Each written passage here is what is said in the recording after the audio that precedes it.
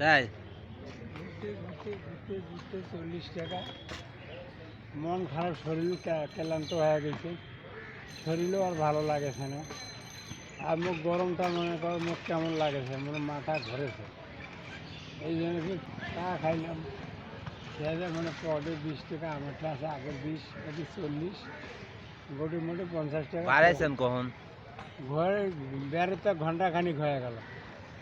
যা কামাই করল এই জমাও হইবে না আর খাওয়াও হইবে না। আমার এই আন্দোলন বিষয় নিয়ে আপনার কি মতামত, যে আন্দোলন বর্তমান হচ্ছে?